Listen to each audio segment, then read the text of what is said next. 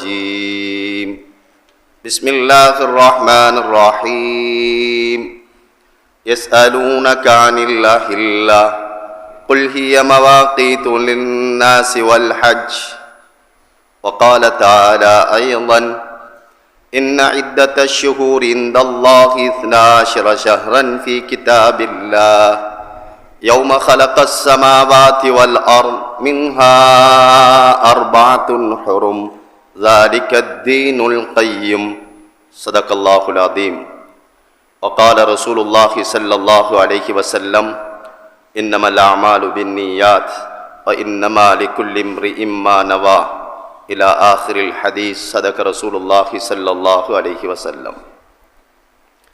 சர்வ புகழும் புகழ்ச்சியும் சர்வலோகத்தை படைத்து பராமரிக்கும் ஏக வல்லவன் அல்லாஹ் ஒருவனுக்கு என்றென்றும் உரித்தாகட்டும்.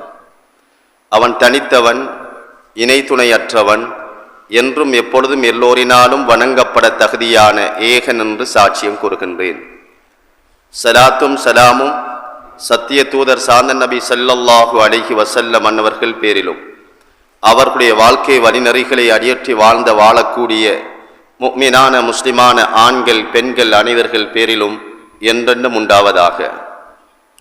கண்ணியமும் மகத்துவமும் நிறைந்த இஸ்லாமிய ஒரு சிறப்பான ஒரு மாதத்தில், ஒரு வருடத்தின் இறுதி வாரத்தில் அல்லாஹுடைய மாளிகையில் ஜுமாவுடைய கடமை நிறைவேற்றுவதற்காக நேர காலத்துடன் வருகை தந்து நவைத்துல் இஅ்திகாஃப் ஃபீ ஹாதல் மஸ்ஜித் மா தும்து லில்லாஹி தஆலா, இந்த மஸ்ஜிதில் தரித்திருக்கும் நேரமெல்லாம் அல்லாஹுக்காக தரித்திருக்கிறேன் என்ற தூய நல்லெண்ணத்துடன் நிகழ்த்தப்படும் ஹுத்பா பேருரையை கவனமாக கேட்டு தன்னுடைய வாழ்க்கையில் அமல் செய்வதுடன் பிற சமூகத்துக்கும் எத்தி வைக்க வேண்டும் என்ற தூய நல்ல பரந்த விரிந்த நல்லெண்ணத்துடன் அல்லாஹுடைய மாளிகையில் வீட்டிற்கும் இஸ்லாமிய பேரன்பு பெருமக்களே, அல்லாஹின் நல்லடியார்களே, ரப்புல் இஸ்ஸத் அல்லாஹ் ஜல்ல ஷானஹு தஆலா மனிதர்கள் உலகத்தில் எவ்வாறு வாழ வேண்டும் என்ற ஏவல்களையும் எவைகளை விட்டு தவிர்ந்து ஒதுங்கி வாழ வேண்டும் என்ற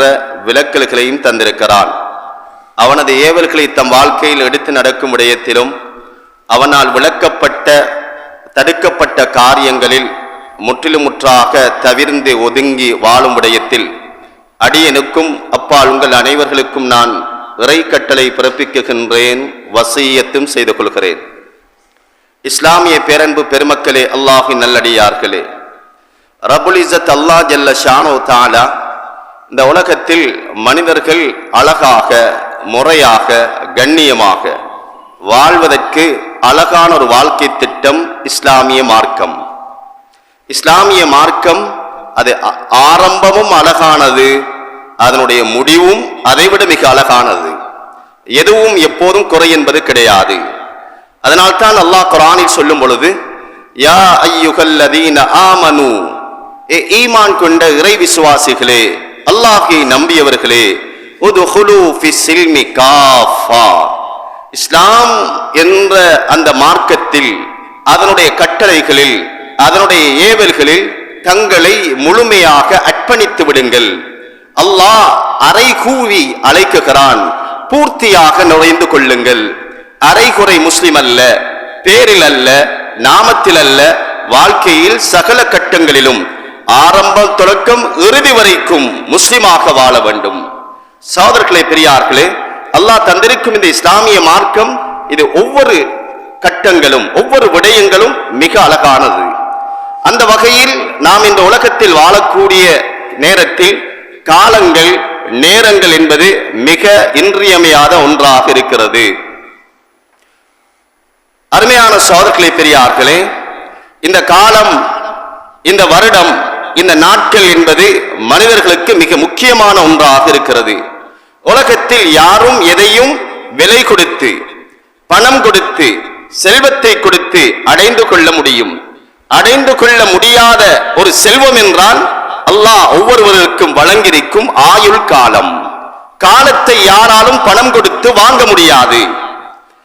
இது அல்லாஹ் ஒருவருக்கு அளந்திருக்கும் அளவுகள் நிர்ணயம். படைப்பதற்கு முன்னாலே அல்லாஹ் முடிவு செய்து விட்டான். அல்லாஹுடைய முடிவு. இல்லை என்றால் பிறந்தவர்கள் யாரும் வஃபாத்தாக இருக்க முடியாது. வஃபாத்தாகுவதை விரும்ப மாட்டார்கள். பிறப்பதற்கு திகதிகள் ஒன்றிருப்பது போல, பிறப்பதற்கு ஏற்பாடு ஒன்றிருப்பது போல, வஃபாத்தாகுவதற்கும் அல்லாஹ் ஒரு முடிவை வைத்திருக்கிறான். பிறப்புக்கும் இறப்புக்கும் மத்தியில் அல்லாஹ் ஒரு காலத்தை தந்திருக்கிறான். இது வாழ்க்கையில் மதிப்பீடு செய்ய முடியாத ஒரு செல்வம் சகோதரர்களே பெரியார்களே. இந்த காலம் மிக முக்கியமானது. அந்த வகையில் அருமையான சகோதரர்களே பெரியார்களே, நாம் இன்றிருக்கும் இன்றைய காலம் ஒரு வருடத்தின் இறுதி மாதமாகிய துல்ஹிஜ்ஜா மாதத்தின் இறுதி வாரத்தில் இருந்து கொண்டிருக்கிறோம். ஒரு வருடம் என்பது 12 மாதங்களை கொண்டது. அல்லாஹ் குர்ஆனில் சொல்லும் பொழுது இன்ன இத்தத்த ஷுஹூரி இன்தல்லாஹி 12 ஷஹ்ரன் ஃபீ கிதாபில்லாஹ் யௌம ஹலக்கஸ் ஸமாவாதி வல் அர்த். இந்த வானம் பூமி படைக்க பெற்ற காலத்தில் இருந்து இன்று நேற்று உண்டான ஒரு தியரி அல்ல, முடிவல்ல, யாரினாலும் ஏற்படுத்தப்பட்ட ஒரு செயற்பாடும் அல்ல, படைத்தவருடைய விதி சகோதரர்களே பெரியார்களே. ஒரு வருடம் என்பது அது 12 மாதங்களை கொண்டது. அந்த 12 மாதங்களில் அல்லாஹ் 4 மாதங்களை அதி சிறப்புமிக்க மாதமாக வைத்திருக்கிறான். இன்ன இத்தத்த ஷுஹூரி இன்தல்லாஹி 12 ஷஹ்ரன் ஃபீ கிதாபில்லாஹ் யௌம ஹலக்கஸ் ஸமாவாதி வல் அர்த் மின்ஹா அர்பஅத்துன் ஹுரும். அவைகளின் 4 மாதங்கள் சிறப்பு மிக்கவைகள். அது என்ன மாதம் சகோதரர்களே? நாம் இருக்கும் வீட்டிற்கும் இன்றைய இந்த மாதம் துல்ஹிஜ்ஜாவுடைய மாதம். அதற்கு முன்னால் இருக்கும் துல்காதாவுடைய மாதம், துல்காதாவுடைய மாதம், துல்ஹிஜ்ஜாவுடைய மாதம். இதனை அடுத்து நாம் எதிர்பார்த்திருக்கும் இஸ்லாமிய புது வருடமாகிய முதலாவது மாதமாகிய முஹர்ரமுடைய தொடர்ச்சியான 3 மாதங்கள். துல்காதா, துல்ஹிஜ்ஜா, முஹர்ரம், 3 தொடர்ச்சியான மாதங்கள். இடையில் வரும் ரஜபுடைய மாதம். அல்லாஹ் இந்த 4 மாதங்களையும் அதி சிறப்புமிக்க காலமாகவே வைத்திருக்கிறார். அல்லாஹு அக்பர். என்ன ஆச்சரியம் சகோதரர்களே! ஒரு விடயத்தில் ஒரு வருடத்தின் இறுதி மாதம் அது துல்ஹிஜ்ஜா மாதம், அதுவும் சிறப்புமிக்கது. ஒரு வருடத்தின் ஆரம்ப மாதம் முஹர்ரம் மாதம், அதுவும் சிறப்புமிக்கது, அதுவும் கண்ணியமிக்கது. ஆரம்பமும் சிறப்பானது, இறுதியுமே சிறப்பானது. இன்னும் என்ன சகோதரர்களே, இறுதி மாதமாகிய துல்ஹிஜ்ஜாவுடைய மாதம் நாம் வீட்டிற்கும் இன்றைய இந்த மாதம், இதனுடைய பிறை 10வது நாள் ஈதுல் அத்ஹா, ஹஜ் பெருநாளுடைய தினம். சந்தோஷகரமான மகிழ்ச்சியான குதூகலமாகிய அன்றைய தினத்தில் நோன்பு நோட்பதை அல்லாஹ் ஹராமாக்கி இருக்கிறான். இந்த பூமியில் ஒரு வருடத்தில் 5 நாட்கள் நோன்பு நோட்பதை அல்லாஹ் ஹராமாக்கி இருக்கிறான். 5 நாட்களில் நோன்பு நோட்பது ஹராமாக்கப்பட்டது.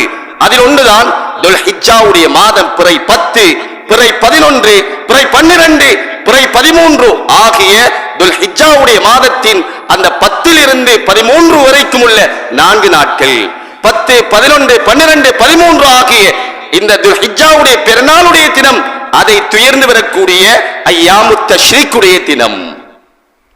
அதே போல 5வது ஈதுல் ஃபித்ர், நோன்பு பெருநாளுடைய தினம். இந்த 5 நாட்களில் இந்த பூமியில் நோன்பு நோட்பதை அல்லாஹ் பாவகரமான காரியமாக ஆக்கி வைத்திருக்கிறார். துல்ஹிஜ்ஜாவுடைய மாதம் பிறை 10வது தினம் நாம் உண்டு குடித்து புசித்து மகிழ்ச்சியாக சந்தோஷத்தை வெளிப்படுத்துவது அது மார்க்கம் என்பது போல, இஸ்லாமிய அடுத்த மாதம் முஹர்ரமுடைய மாதம் பிறை 10வது தினம், அன்றைய தினத்தில் வயிறை வாயை கட்டி அடக்கி நோன்பு நோட்பதை மார்க்கமாக்கி இருக்கிறான். அல்லாஹு அக்பர்.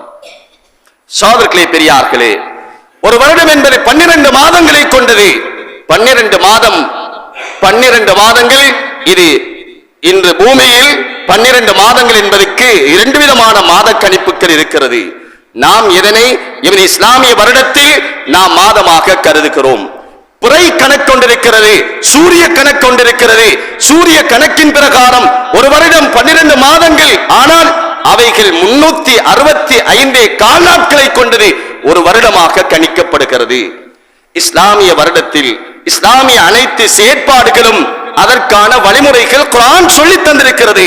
அல்லாஹ் குர்ஆனில் சொல்லும் பொழுது யஸ்அலூனக அனில் அஹில்லா, ஏ நபியே, உங்களிடத்தில் ஹிலால் என்றால் என்ன, பிறை என்பது எதற்காக என்ற கேள்விகள் தொடுக்கிறார்களா? சொல்லுங்கள், குல் ஹிய மவாகீத்துல் லின்னாஸ், மக்களுக்கு காலத்தை நிர்ணயம் செய்வதற்காக. சகோதரர்களே, பெரியார்களே, இஸ்லாமியர்களாகிய நாம் எமது அனைத்து செயற்பாடுகளும் ஹிலாலியத்தை மையப்படுத்தியது, பிறையை மையப்படுத்தியது. ஒரு மாதத்தின் ஆரம்பம் அது பிறை காண்பது கொண்டுதான் ஒரு மாதத்தின் ஆரம்பம் துவங்குகின்றது. ஒரு மாதத்தின் முடிவும் அது பிறையை மையப்படுத்தியது.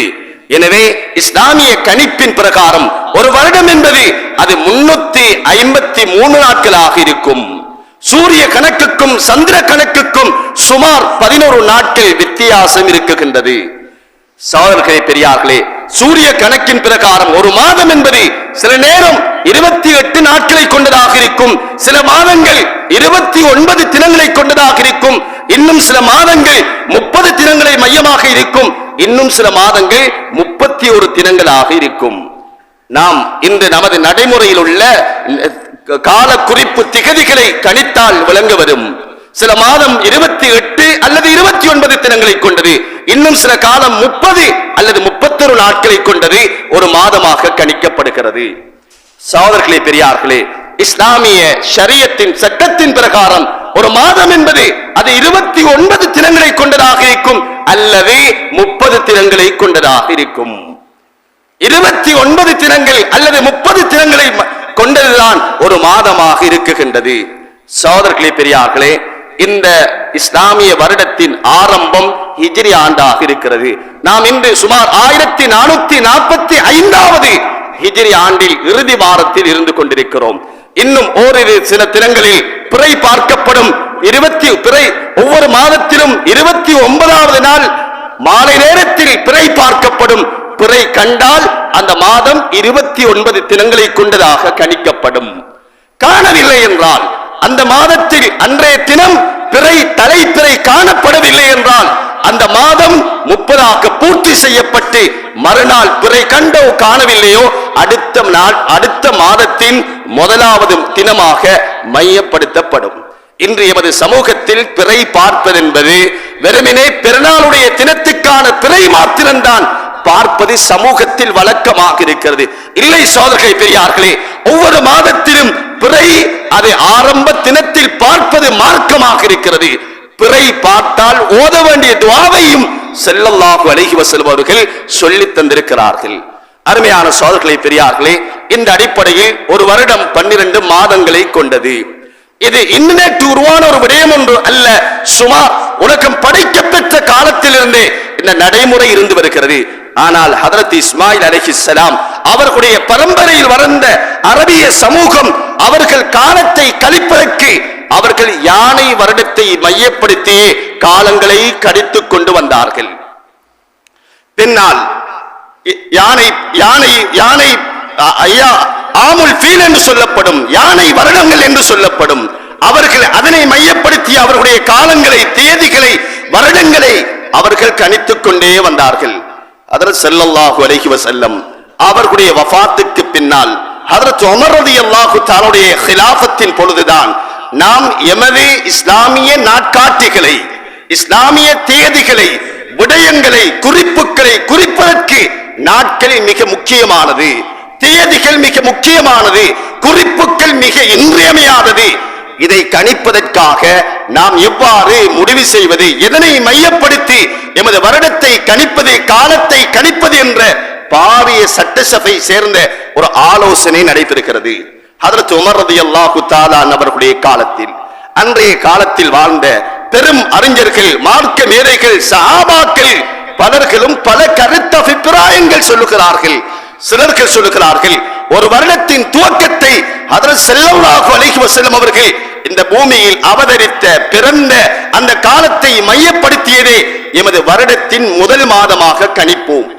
இன்னும் சிலர்கள் சொல்லுகிறார்கள் இல்லை, இந்த பூமியில் விட்டு ஹதரத் ஸல்லல்லாஹு அலைஹி வஸல்லம் அவர்கள் வஃபாத்தாகிய அந்த காலத்தை நாம் வருடத்தின் ஆரம்ப மாதமாக கணிப்போம். இன்னும் சிலர்கள் சொல்லுகிறார்கள் இல்லை, இந்த பூமியில் ஸல்லல்லாஹு அலைஹி வஸல்லம் அவர்கள் பிறந்து நபித்துவம் கொடுக்கப்பட்ட காலத்தை நாம் வருடத்தின் துவக்கமாக கருதுவோம். இன்னும் சிலர்கள் சொல்லுகிறார்கள் இல்லை, ஸல்லல்லாஹு அலைஹி வஸல்லம் அவர்களுக்கு மிஅராஜ் இஸ்ராவுடைய பயணம், விண்ணுலோக பயணம், அல்லாஹ் அடியாரை தன்னகத்தில் அழைத்து நபித்து அவர்களுக்காக வழங்கப்பட்ட தொழுகை வழங்கப்பட்ட அந்த காலத்தை இஸ்லாமிய புது வருடமாக கருதலாம். இன்னும் பலர்கள் பல அபிப்பிராயம் சொல்ல ஹஜ்ரத் உமர் ரலியல்லாஹு தஆலா அவர்கள் சொன்னார்கள், இல்லை, நல்ல ஒரு மஷூரா, நபி ஸல்லல்லாஹு அலைஹி வஸல்லம் அவர்கள் பிறந்த மண்ணிலிருந்து வாழ்ந்த இடத்திலிருந்து மார்க்கத்தை பாதுகாப்பதற்காக, தீனை பாதுகாப்பதற்காக அல்லாஹ்வின் உத்தரவின் பிரகாரம் இந்த மக்காவிலிருந்து மதீனாவுக்கு சென்ற காலத்தையே நாம் வருடத்தின் ஆரம்ப ஒரு மாதமாக கருதுவோம் என்றார்கள் ஹஜ்ரத் உமர் ரலியல்லாஹு தஆலா அவர்கள். அன்றிருந்த அப்போதிருந்த அனைத்து சஹாபாக்களும் இந்த கருத்தை ஒருமித்து ஏகோபித்து நடைமுறைப்படுத்தியதில் வந்ததுதான் ஹிஜ்ரி ஆண்டு. சகோதரர்களே, பெரியார்களே, நாம் ஹிஜ்ரி ஆண்டுகள் ஹிஜ்ரி என்று சொல்லுகிறோம். ஹிஜ்ரி என்பது வெறுமனே கலண்டர்களில் தேதிகளில் குறிப்பதற்காக மட்டுமல்ல, இதற்கு பின்னால் இருக்கும் பாரிய சரித்திரங்கள் இருக்கிறது. சமூகத்தில் வாழும் இளம் சிறார்களுக்கு இதனுடைய யதார்த்தங்கள், நிகழ்வுகள், தேதிகள் எவ்வாறு முடிவு செய்யப்பட்டது என்ற அறிவுகள் மிக தேவையாக இருந்து கொண்டிருக்கிறது. வெறுமனே கல்யாண திகதிகளில் காட்டுகளில் அடிப்பதற்காக அல்ல, கலண்டர்களில் குறிப்பதற்காக அல்ல.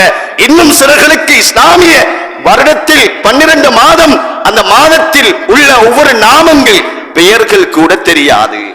முஹர்ரம், சஃபர், ரபியுல் அவ்வல், ரபியுல் ஆகிர் என்ற இந்த இஸ்லாமிய மாதத்தின் நாமங்கள், பெயர்கள் கூட தெரியவில்லை என்ற கைசேதம் சகோதரர்களே, பெரியார்களே. இந்த அடிப்படையில் தான் ஹஜ்ரத் உமர் ரலியல்லாஹு தஆலா அவர்கள் ஹிஜ்ரியை நபி ஸல்லல்லாஹு அலைஹி வஸல்லம் அவர்கள் மக்காவிலிருந்து மதீனாவுக்கு சென்ற அந்த திகதியை, அந்த காலத்தை மையப்படுத்தி ஹிஜ்ரி புது வருடம், இஸ்லாமியர்களுடைய புது வருடம், இதை மையப்படுத்தியதாக இருக்க வேண்டும்.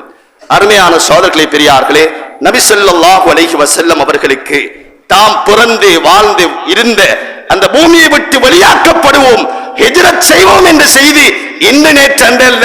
நபி ஸல்லல்லாஹு அலைஹி வஸல்லம் அவர்களுக்கு நபித்துவம் கொடுக்கப்பட்டு நாமூஸ் ஹஜ்ரத் ஜிப்ரீல் அலைஹிஸ்ஸலாம் அவர்கள் வந்து நபியை இருக்க ஹிரா குகையில் கவலையில் இருக்கிறார்கள், தியானத்தில் இருக்கிறார்கள்.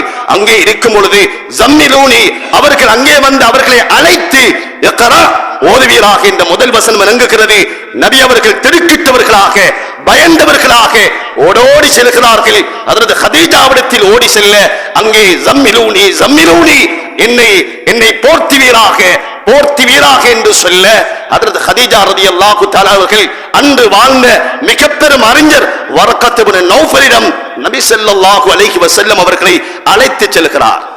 இதனுடைய வியாக்கியானத்தை, இதனுடைய தெளிவை, இவர்களுக்கு என்ன வந்தது, யார் வந்தது, என்ன வகை வந்தது என்ற அந்த செய்தியை அறிவதற்காக அன்று வாழ்ந்த மிக பெரும் மார்க்க அறிஞர் வரக்கத் இப்னு நௌஃபல் எனக்கூடியவர் அவரிடத்தில் அழைத்து செல்கிறார்.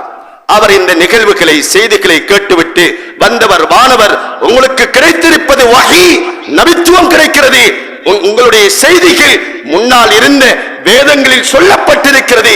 நீங்கள் இந்த பூமியை விட்டு உங்களுடைய உம்மத்தினர்கள் வெளியாக்குவார்கள் என்ற செய்தியை அன்றே வரக்கத் இப்னு நௌஃபல் சொல்ல நபி அலைஹிஸ்ஸலாம் அவர்கள் திடுக்கிட்டவர்களாக, வியந்தவர்களாக, ஆச்சரியமடைந்தவர்களாக, நான் பிறந்த பூமியிலிருந்து வெளியாக்கப்படுவேனா என்று கேட்டார்கள்.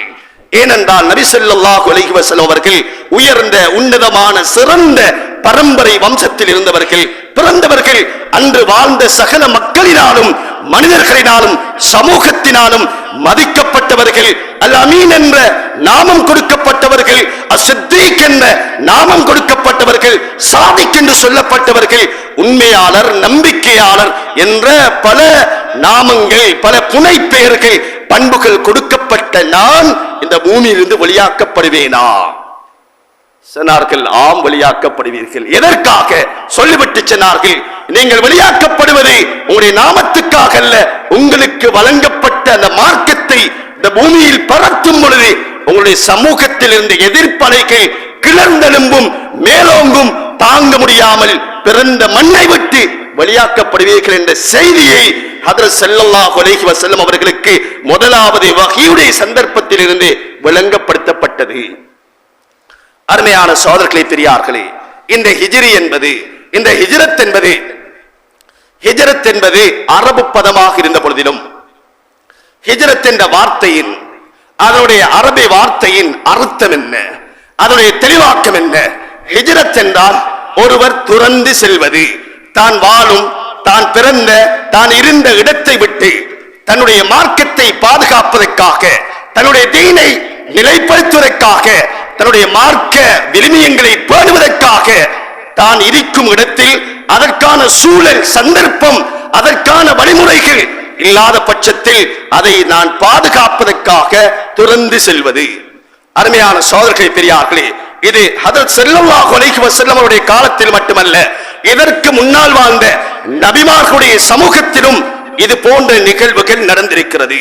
அல்லாஹு தஆலா நபிமார்களுக்கு நுபுவத்தை கொடுக்க, தூதுத்துவத்தை கொடுக்க, அவர்களின் புறத்தில் அவர்களுக்கு மத்தியில் அந்த நபிமார்கள் உழைப்பு முயற்சி செய்ய, அந்த சமூகத்தினர்கள் அவர்களுக்கான பங்களிப்புகளும் அதனை வரவேற்க தவறும் பட்சத்தில் அந்த சமூகத்தில் இருந்த பின்பற்றிய நல்லோர்கள் வெளியாக்கப்பட்டு அந்த நபியை வரவேற்காத மார்க்கத்தை புறந்தள்ளியவர்களை அல்லாஹ் அதே பூமியில் வைத்து அழித்திருக்கிறான்.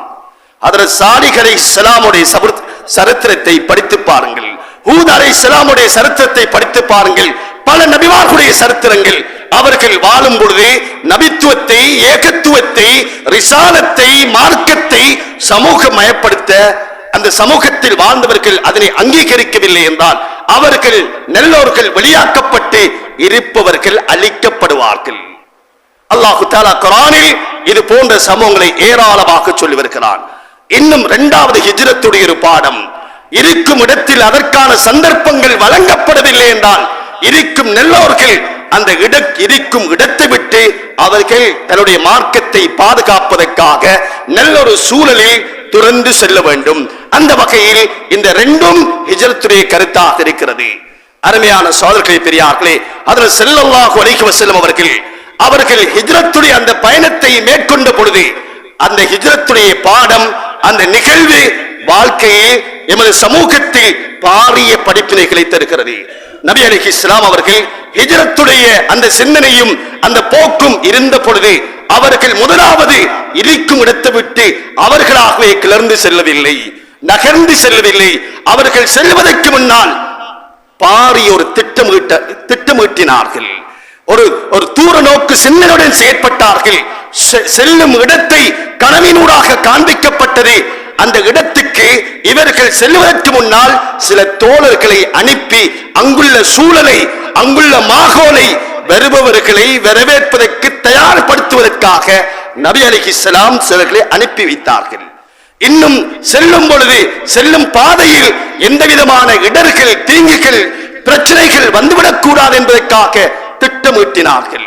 சகோதரர்களே, பெரியார்களே, இந்த ஹிஜ்ரத்துடைய பாடம் இது அன்று நடந்த ஹிஜ்ரத். இன்று வாழக்கூடிய எம்மவர்களுக்கு இந்த ஹிஜ்ரத்துடைய பாடத்தில் இருந்து பாரிய வாழ்க்கையில் ரெண்டு பாடம் படிக்க வேண்டும். ரெண்டு விடயங்களை இந்த ஹிஜ்ரத்துடைய விடயம் சொல்லித் தருகிறது. அதில் ஒன்றுதான் வாழ்க்கையில் திட்டமிடல், காலத்தை திட்டமிட வேண்டும். அல்லாஹ் தந்திருக்கும் மிக பெரும் செல்வம் இந்த ஆயுள். சகோதரர்களே, பெரியார்களே, நாம் வாழும் காலம் இதை வாழ்க்கையில் திட்டமிடப்பட வேண்டும். அது வாலிபமாக இருக்கலாம், வயோதிபமாக இருக்கலாம், தன்னுடைய தனிப்பட்ட வாழ்க்கையாக இருக்கலாம், குடும்ப வாழ்க்கையாக இருக்கலாம், சமூக வாழ்க்கையாக இருக்கலாம், அல்லது என்னுடைய தொழில் வாய்ப்பு விடயங்கள், அமலுடைய விடயங்கள். ஒரு வருடத்தின் ஆரம்பத்தில் நாம் செய்ய வேண்டிய வேலை என்று சகோதரர்களே, திட்டமிடல் வாழ்க்கையில் மிக முக்கியமான ஒரு விடயமாக இருக்கிறது. வாழ்க்கையில் திட்டமிடாமல் காலங்கள் கழியுமாக இருந்தால், நோக்கமில்லாத காலம் அது பிரயோசனமற்றதாக, அந்த சமூகம் இந்த பூமியில் எழுச்சி அடைய முடியாது, வெற்றி பெற முடியாது. நபி அலைஹிஸ்ஸலாம் அவர்கள் முதலாவது இந்த ஹிஜ்ரத்தினூடாக எவ்வாறு திட்டமிட வேண்டும் என்பதை கற்றுத்தந்தார்கள். ஸல்லல்லாஹு அலைஹி வஸல்லம் சொல்லும் பொழுது லா அக்ல ஃபித் தத்பீர், வாழ்க்கையில் திட்டமிடல் தவிர்ந்த புத்தி சாதுரியம் கிடையாது என்றார்கள் ஸல்லல்லாஹு அலைஹி வஸல்லம். அருமையான சகோதரர்களே, பெரியார்களே, அந்த வகையில் நாம் எமக்கு தந்திருக்கும் இந்த வாழ்க்கையை நாம் திட்டமிட வேண்டும். திட்டமிடுதல் என்பது அது வணக்க வழிபாடுகளாக இருக்கலாம், அல்லது என்னுடைய தொழில் வாய்ப்பு விடயங்களாக இருக்கலாம். ஒவ்வொரு நாளும் எவ்வாறு கழிக்கப்பட வேண்டும். ஒரு வருடத்தின் ஆரம்பத்தை அடைகிறோம், ஒரு வருடத்துக்கு நாம் பிரிவினை விடை கொடுக்க போகிறோம் என்றால் சென்ற வருட காலத்தில் நடந்த தவறுகள், விடுபட்டவைகள், அடைய முடியாதவைகள் சிந்தித்து நாம் பாடம் படிக்க வேண்டும். அவைகளை எதிர்வரும் வருடத்தில் நாம் விட்டுவிடக் கூடாது என்ற திடகாத்திரம் கொள்ள வேண்டும். எதிர்வரும் வருடத்தில் நாம் செய்ய வேண்டிய சாதனைகள் என்ன, செய்ய வேண்டிய விடயங்கள் என்ன, அது அமலாக இருக்கலாம், வணக்க வழிபாடுகளாக இருந்தாலும் சகோதரர்களே வாழ்க்கையில் திட்டம் இருக்க வேண்டும். இங்கே துல்ஹிஜ்ஜாவுடைய மாதம் கழிந்து விட்டது. செல்வம் படைத்த எத்தனையோ நபர்கள் ஹஜ்ஜுடைய பயணத்தை மேற்கொண்டு விட்டு வந்து விட்டார்கள். இன்னும் கடமையான எத்தனையோ சகோதரர்கள் இந்த சபையில் இருக்கிறார்கள், குடும்பத்தில் இருக்கிறார்கள், உறவினர்களில் இருக்கிறார்கள். இதை நாம் எப்போது திட்டமிடுவது? ஹஜ்ஜுடைய காலம் வந்துவிட்டால் அன்றைய பயான், அன்றைய ஊக்குவிப்பு, யாபகமூட்டல் அது செல்லுவதற்கு காலம் கிடைக்காது. நான் செல்ல வேண்டும் என்றால் வாழ்க்கையில் திட்டம் இருக்க வேண்டும். இன்ஷா அல்லாஹ் இந்த வருடத்தில் நான் செய்ய வேண்டிய செயற்பாடுகள் என்ன? குறிப்பாக நாளாந்தம், தினந்தோறும், வாராந்தம் செய்யக்கூடிய விடயங்கள், அது வளமையில் செய்வது, நாளாந்தம் 5 நேரம் தொழுவது, இதற்கு ஒரு திட்டம் இருக்க வேண்டும். அது நாளாந்தம் செய்ய வேண்டிய விடயங்கள். ஒரு வருடத்தில் குறிப்பாக செய்ய வேண்டிய விடயங்கள் வருடத்தின் ஆரம்பத்தில் திட்டம் இருக்க வேண்டும் சகோதரர்களே. இது நாட்டுடைய நிறைவரமும் இதுவாக இருக்கிறது. ஒரு பாடசாலையாக இருந்தாலும், ஒரு மதரசாவாக இருந்தாலும், இயர் பிளானிங், இந்த வருடத்துடைய திட்டம் என்ன, நாம் இந்த வருடத்தில் இந்த வகுப்பு மாணவர்களுக்கு கற்பிக்க வேண்டிய பாடங்கள் என்ன, அதனுடைய அளவுகள் என்ன, இதற்கானவர்கள் யார் என்று திட்டமிடுவது போல ஒரு நாட்டை நிர்வகிக்கும் அரசாங்கம், தலைமைத்துவ பீடத்தில் உள்ளவர்கள் இந்த நாட்டுடைய இந்த வருடத்துடைய செலவீனங்கள் எவ்வளவு, யாருக்கு எது என்று திட்டமிடுவது போல சகோதரர்களே, பெரியார்களே, வாழ்க்கை நாம் தனிநபராக நான் எனது வாழ்க்கையில் ஒரு திட்டமிட இருக்க வேண்டும். ஒரு வருட பிளானிங் இருக்க வேண்டும். இந்த வருடம் இன்ஷா அல்லாஹ் நான் ஹஜ் இதுவரைக்கும் செய்யவில்லை, செய்வதற்கான சந்தர்ப்பம் இருக்கிறது, பணம் இருக்கிறது, வசதி இருக்கிறது, நான் இந்த வருடம் செல்லுவது என்ற திட்டமிடல் இருக்க வேண்டும். நான் ஒரு சம்பாதிக்க கூடியவன், செல்வந்தனாக இருக்கிறேன், ஜகாத் என் மீது கடமையாக இருக்கிறது, என்னுடைய ஜகாத் இந்த மாதத்தில் கடமையாகிறது, அதனை முறையாக செய்ய வேண்டுமாக இருந்தால் எப்போதிருந்து நான் அதனுடைய ஸ்டாக் பார்க்க வேண்டும், எப்போதிருந்து அதனை கணிக்க வேண்டும், எந்த காலத்திலிருந்து அதனை கணிக்க வேண்டும் என்ற திட்டமிடல் இருக்க வேண்டும். நல்ல எண்ணங்கள் இருப்பது, அதைத்தான் இந்த இன்றைய குத்பாவின் ஆரம்பத்தில் நான் சொன்ன ஹதீஸின் அர்த்தம் அதுவே சகோதரர்களே. நபி அலைஹிஸ்ஸலாம் சொன்னார்கள், இன்னமல் அமாலு பின்னியாத், அமல்கள் அனைத்தும் எண்ணத்தை கொண்டது. நான் திட்டமிட்டேன், யூகித்தேன், செய்வதற்காக எண்ணம் கொண்டேன், முயற்சியில் ஈடுபட்டேன், இடையில் மௌத் வந்து விட்டது, மௌத்தாகிவிட்டார். சகோதரர்களே, பெரியார்களே, அந்த அமலை செய்த நன்மை கிடைக்கும் என்றார்கள் ஸல்லல்லாஹு அலைஹி வஸல்லம். அந்த வகையில் இந்த ஹிஜ்ரியுடைய இந்த நிகழ்வில் நபி அவர்களுடைய வாழ்க்கையிலிருந்து மிக முக்கியமான 2 பாடங்கள் படிக்க வேண்டும். அதில் ஒன்று திட்டமிடல், இரண்டாவது ஹஜ்ரத் ஸல்லல்லாஹு அலைஹி வஸல்லம் அவர்களும் ஹஜ்ரத் அபூபக்கர் சித்தீக் ரலியல்லாஹு அன்ஹு அவர்களும் அந்த ஹிஜ்ரத்துடைய அந்த பயணத்தில் இருந்து அங்கே சென்று கொண்டிருக்கிறார்கள். சுமார் 13-14 நாட்கள் கொண்ட அந்த பயணம். அதற்கு முன்னால் ஒருவரை உளவு பார்ப்பதற்காக அனுப்பி, பாதைகளை கிளியர் செய்து அனுப்பி, நபி அவர்கள் இரவு நேரம் வந்துவிட்டது, அங்கே ஒரு குகையில் தங்கிவிடுகிறார்கள். மக்கத்து காஃபிர்கள் நபி எங்கே சென்று விட்டார்கள் என்று ஓடோடி தேடி வருகிறார்கள், அடியடியாக தேடி வருகிறார்கள், பாதையாக தேடி வருகிறார்கள், நபியுடைய பாதத்தை பார்த்து தேடி வருகிறார்கள். நபி அலைஹிஸ்ஸலாம் அவர்களும் ஹஜ்ரத் அபூபக்கர் சித்தீக் ரலியல்லாஹு அன்ஹு அவர்களும் அங்கே குகையில் இருக்கிறார்கள். அந்த குகைக்கே வந்து விட்டார்கள், காஃபிர்கள் வந்து விட்டார்கள்.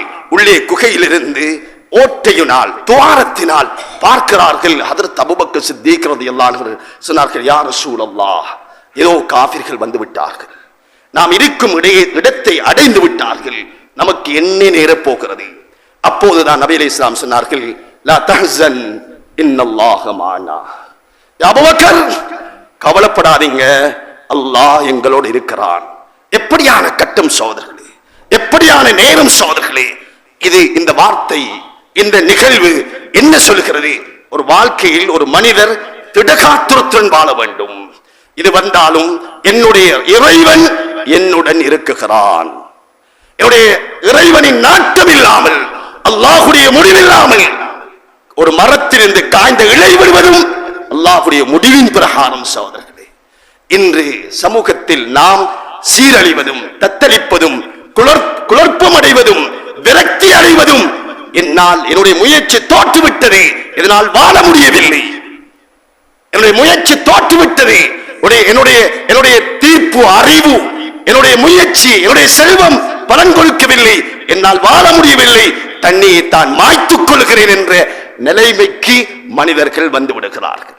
சகோதரர்களே, பெரியார்களே, வாழ்க்கையில் எது நடந்த பொழுதிலும் அல்லாஹ்வுடைய முடிவில்லாமல் நடப்பது கிடையாது. இஸ்லாமியர்களாக ஈமான் கொண்டவர்களாக எங்கள் மீது வர வேண்டி ஆணித்தரமான நம்பிக்கை அல்லாஹ் மீது தவக்கல்.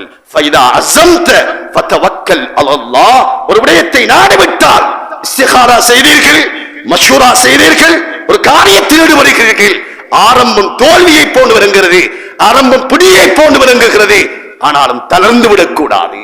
நபி அலைஹிஸ்ஸலாம் அந்த இடத்திலிருந்து ஹஜ்ரத் அபூபக்கர் சித்தீக் ரலியல்லாஹு தஆலா அவர்களுக்கு கற்றுக் கொடுத்தார்கள். லா தஹ்சன் இன்னல்லாஹ மானா. அபூபக்கர், பயப்படாதீங்க, அல்லாஹ் எங்களோடு இருக்கிறான். சகோதரர்களே, உலகத்தில் வாழ்வது மிகவும் இலகு. அல்லாஹ்வுடைய உதவியுடன் வாழ பழகினால், நாமவே வாழ வேண்டும் என்று முயற்சித்தால் அல்லாஹ் எங்களை அலைய விட்டு விடுவார்.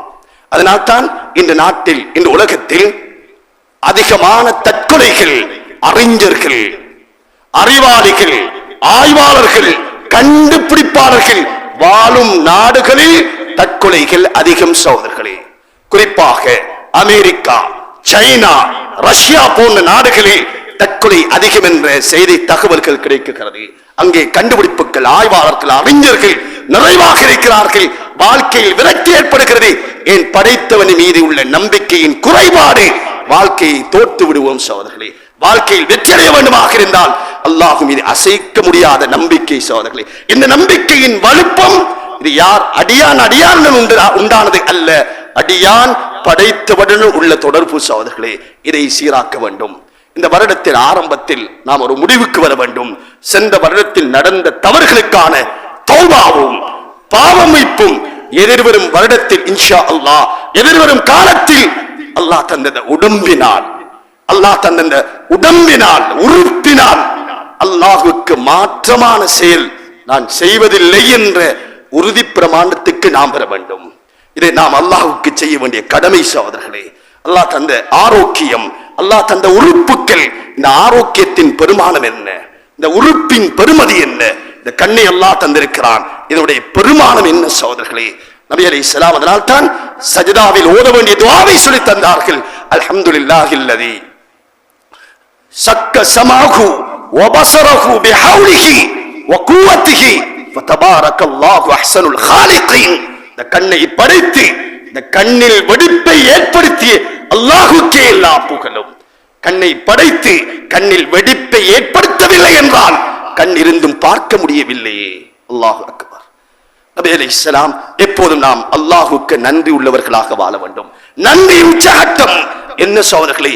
அல்லாஹ் தந்திருக்கும் உடல், அல்லாஹ் தந்த செல்வம் அல்லாஹ்வுக்கு மாற்றமான வழியில் செலவழிக்கப்படக்கூடாது. இரண்டாவது, அல்லாஹ்வுக்கு செய்ய வேண்டிய கடமைகள், ஃபராயில்கள், இவைகளில் நான் விடுவது கிடையாது. ஃபர்துகளை பால்படுத்துவதும் கிடையாது, ஹராத்தை செயல்படுத்துவதும் கிடையாது என்ற திடகாத்துரத்துடன் உலகத்தில் வாழக்கூடிய நேரத்தில் சமூகத்துடன் சேர்ந்து வாழ வேண்டும். சமூகத்துடனும் மிக அந்யோன்யமாக, இரக்கமாக, அன்பாக, அஹ்லாக்குடன், பண்புகளுடன் வாழ பழகுவது காலத்தின் தேவை சகோதரர்களே. இந்த மனிதர்களிடத்தில் பணம் இருக்கிறது, பண்புகள் குறைந்து விட்டது. மிக கவலையான செய்திகள் சகோதரர்களே. பணம் இருக்கிறது, பண்புகள் இல்லை. பண்பில்லாத பணம் அது மிருகத்தனமான பணம் சகோதரர்களே. அஹ்லாக், நபி அலைஹிஸ்ஸலாம் சொன்னார்கள், கியாமத்துடைய நாளையில் மீசானுடைய தராசை கதிக்கச் செய்வது நல்ல அஹ்லாக் என்றார்கள் ஸல்லல்லாஹு அலைஹி வஸல்லம். நபி அலைஹிஸ்ஸலாம் சொன்னார்கள், நான் நபியாக அனுப்பப்பட்டதெல்லாம் இன்னமா புஇஸ்தும் லிமுத்தம்மிம மகாரீமல் அஹ்லாக், அஹ்லாக்கை பரிபூர்ணப்படுத்துவதற்காக. நல்ல பண்புகள், மன்னிப்பது, மறைப்பது, விட்டுக் கொடுப்பது, பிறருடைய குறைகளை தேடாமல் இருப்பது, முடியுமாக இருந்தால் பிறருக்கு நலவு செய்வது, முடியுமாக இருந்தால் பிறருக்கு நலவு செய்வது மிக முக்கியம். தன்னால் பிறருக்கு தீங்குகள் ஏற்பட்டு விடாமல் தன்னை தற்காத்துக் கொள்வது. இன்று வாட்ஸ்அப், பேஸ்புக் என்று பலவிதமான கருவிகளூடாக மற்ற மனிதர்களுடைய மானத்தை, குறையை அம்பலப்படுத்துவதில் எமது சமூகம் இன்று விழித்து விட்டது. குர்ஆன் தொடுவதற்கு நேரம் இல்லை, ஜிக்ர் செய்வதற்கு நேரம் இல்லை, நல்லதை படிப்பதற்கு நேரம் இல்லை. விடயங்கள், காலங்கள், நேரங்கள் எங்கே செலவழித்துக் கொண்டிருக்கிறார்கள். சகோதரர்களே, பெரியார்களே, சுருக்கமான நேரத்தில் மிக முக்கியமான இந்த வருடத்தின் ஆரம்பத்தில் நாம் கொள்ள வேண்டிய உறுதிகளை கொண்டு எதிர்வரும் காலத்தில் செய்ய வேண்டிய விடயங்களை திட்டமிட்டு செயல்படுத்த வேண்டும். எதிர்வரும் வருடம் நான் ஹஜ்ஜுக்கு செல்ல வேண்டும் என்றால் இப்போதிருந்து அதற்கான தயாரிப்புகள், எதிர்வரும் வருடம் நான் குர்ஆன் கொடுக்க வேண்டும் என்ற உறுதி வர வேண்டும், அதற்கான தயாரிப்புகள் இப்ப இருந்தே சுமார் ஒரு வருடம் 350 நாட்கள் சோதர்களே. இன்னும் அந்த குர்ஆனுடைய உதஹியாவுடைய அமல் செய்வதற்கு அடுத்த வருடத்தில் சுமார் 340 தினங்கள் இருக்கிறது. இன்றிருந்து ஒரு டில், ஒரு உண்டியல் ஒரு வீட்டில் வைப்போம். இது உதஹியாவுடைய உண்டியல். ஒரு நாளைக்கு 100 ரூபாய் போட்டா ஒரு 340 நாளைக்கு சுமார் 34,000 ரூபாய் பணம் லேசாக சேர்ந்திடும். இது உதஹியாவுடைய உண்டியல். நான் ஹஜ்ஜுக்கு போகணும் நியத்து இருக்குது, ஒரு நாளைக்கு சம்பாத்தியத்திலிருந்து ஒரு 1000 ரூபாய் அதற்கென்று சேர்க்கிறேன் என்ற மறுமைக்காக நான் சேர்க்க வேண்டும். சோதர்களே, உலகத்தில் வாழ்ந்துவிட்டு வஃபாத்தாகுவதல்ல, உலகத்தில் வாழ்ந்துவிட்டு வஃபாத்தாக வேண்டும் சாதனைகள் புரிந்தவர்களாக. எமது சமூகத்தில் நடக்கும் மிக பாரிய ஒரு தவறு சோதர்களே, நாம் சம்பாதிப்பது, சிரமப்படுவது, உள்ளூரில் வெளியூரில் ஏராளமாக சம்பாதிக்கிறோம், சேகரிக்கிறோம், ஒரு சமூகத்துக்கு கொடுக்கிறோம். நாம் போகும் பொழுது வெறும் கையுடன் போகிறோம். எம்மை விட மடையர்கள் யார் இருக்கிறார்கள்? சேர்க்க வேண்டும். சம்பாதிப்பது மார்க்கம், அதை அனுபவிக்க வேண்டும், மார்க்கத்தின் முறையில் செலவழிக்க வேண்டும், குழந்தைகள் பிள்ளைகளுக்கு கொடுக்க வேண்டும். ஒரு பகுதியை நான் வாழும் பொழுதே என்னுடைய மறுமைக்காக வக்ஃப் என்ற அமலை செய்துவிட்டு மௌத்தாக வேண்டும். எமது சமூகத்தில் இருந்த அமல் இது, வக்ஃபுடைய அமல், வசியத்துடைய அமல் இந்த சமூகத்தில் இல்லாமல் போய்விட்டது. இந்த நாட்டில் இருக்கும் இஸ்லாமியர்களுக்கான தனியார் சட்டத்தில் ஒரு சட்டம் சோதர்களே, வக்ஃபுடைய சட்டம் இருக்கிறது, வக்ஃபுடைய சட்டம் இருக்கிறது. எமது முன்னோர்கள் இந்த பூமியில் நடைமுறைப்படுத்திய ஒரு அமல் சோதர்களே, நான் யோசிக்க வேண்டும். முடியுமாக இருந்தால் முயற்சி செய்யுங்கள். மௌத்தாகுவதற்கு முன்னால், இந்த பூமியை விட்டு மரணிப்பதற்கு முன்னால் உடைய செல்வத்தின் ஒரு பகுதியை அல்லாஹுக்காக, மஸ்ஜிதுக்காக, மதரசாவுக்காக, சமூகத்துக்காக எனக்கு அல்லாஹ் தந்திருக்கும் வளங்களை வாரி வழங்கிவிட்டு மௌத்தாக வேண்டும் என்ற நல்ல சிந்தனைகளுடன் எதிர்வரும் வருடத்தை வரவேற்று நல்லமல் செய்து அல்லாஹ்வுடைய அன்பை அருளை பெற்ற நல்லவர்கள் கூட்டத்தில் வல்லவன் அல்லாஹ் எம் அனைவர்களையும் ஆக்கியல்வானாக. யாராவது பாவத்தை மன்னிப்பாயாக, குற்றம் குறைகளை மன்னிப்பாயாக. சென்ற வருடத்தை விட எதிர்வரும் வருடத்தில் நிறைவான அமல் செய்ய தௌஃபீக் செய்வாயாக. நல்ல சிந்தனைகளை எங்களுக்கு உதிப்பாக்குவாயாக. அவை செய்வதற்கு, நடைமுறைப்படுத்துவதற்கு திடகாத்திரத்தை தந்தல்வாயாக. என் பெற்றோருடைய பாவத்தை மன்னிப்பாயாக. என்னுடைய இறுதியை சிறப்பாக்குவாயாக. வ ஆகிரு தாவான் அல்ஹம்துலில்லாஹி ரப்பில் ஆலமீன். அல்ஹம்துலில்லாஹ் நஹ்மதுஹு வ நஸ்தஈனுஹு வ நஸ்தக்ஃபிருஹு வ நஊது பில்லாஹி மின் ஷுரூரி அன்ஃபுஸினா வ மின் ஸய்யிஆத்தி அமாலினா மன் யஹ்திஹில்லாஹு ஃபலா முதில்ல லஹு வ மன் யுضلل ஃபலா ஹாதிய லஹு வ அஷ்ஹது அன் லா இலாஹா இல்லல்லாஹு வஹ்தஹு லா ஷரீக லஹு وأشهد أن محمدا عبده ورسوله صلى الله على سيدنا محمد وآله وصحبه وسلم تسليما كثيرا كثيرا. أرسله بالحق بشيرا ونذيرا بين يدي الساعة. من يطع الله ورسوله فقد رشد ومن يعص الله ورسوله فإنه لا يضر إلا نفسه ولا يضر الله شيئا. أما بعد فإني أوصيك ونفسي أولا بتقوى الله وأحذركم يوما عبوسا قمطريرا. وقال النبي صلى الله عليه وسلم في خطبته المباركة: يا أيها الناس توبوا إلى الله قبل أن تموت وبادروا بالأعمال الصالحة قبل أن تشتغلوا عنها حرما نافلا وموتا خالصا ومرضا حابسا وتشريفا موليا. وصل الذي بينكم وبين ربكم تسعدوا واقدروا الصدقة في السر والعلانية توجروا وتحمدوا وترزقوا وتنصروا وتجبروا وامر بالمعروف تحسبوا وانهوا عن المنكر تنصروا. أيها الناس إن أكيسكم أكثركم ذكرا للموت وأكرمكم أحسنكم استعدادا له. ألا وإنها من علامات العقل التجافي عن دار الغرور والإنابة إلى دار الخلود والزود للسكن القبور والتأهب ليوم النشور. والله تبارك وتعالى يقول وهو أصدق القائلين: فأعوذ بالله من الشيطان الرجيم. بسم الله الرحمن الرحيم. إن عدة الشهور عند الله 12 شهرا في كتاب الله يوم خلق السماوات والأرض منها 4 حرم ذلك الدين القيم. بارك الله لنا ولكم بالآيات والذكر الحكيم. أقول قولي هذا أستغفر الله لي ولكم ولسائر المسلمين من كل ذنب فاستغفروا إنه هو الغفور الرحيم.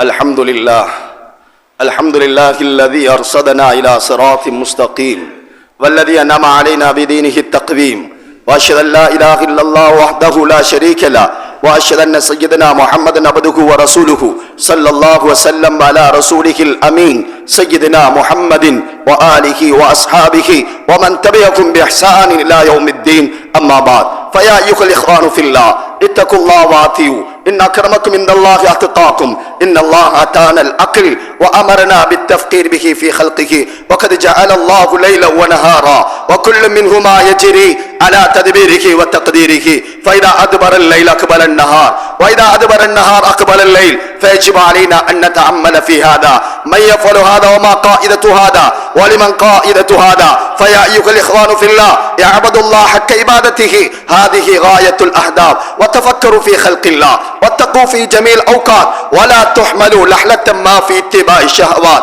واتبعوا كتاب الله وسنة رسوله صلى الله عليه وسلم لكي لا تكونوا في الضلالة كل ضلالة في النار. قال رسول الله صلى الله عليه وسلم تركت فيكم أمرين لن تضلوا ما تمسكتم بهما كتاب الله وسنة رسوله صلى الله عليه وسلم. اللهم اجعلنا ممن يؤدي فرائضك والنحي عن نواهيك واجعلنا من عبادك الصالحين واحشرنا غدا في زمرة الأولياء والعلماء والمتقين. اللهم ارض عن ساداتنا خلفاء الراشدين أمير المؤمنين سيدنا أبي بكر الصديق رضي الله عنه وسيدنا عمر بن الخطاب رضي الله عنه وسيدنا عثمان بن عفان رضي الله عنه وسيدنا علي بن أبي طالب رضي الله عنه وارض عن أمهاته المؤمنين أزواج رسول الله صلى الله عليه وسلم وسائر الصحابة أجمعين والتابعين لهم ومن تبعهم بإحسان إلى يوم الدين. وارض عنا معهم برحمتك يا أرحم الراحمين. اللهم اغفر للمؤمنين والمؤمنات اللهم اغفر للمؤمنين والمؤمنات اللهم اغفر للمؤمنين والمؤمنات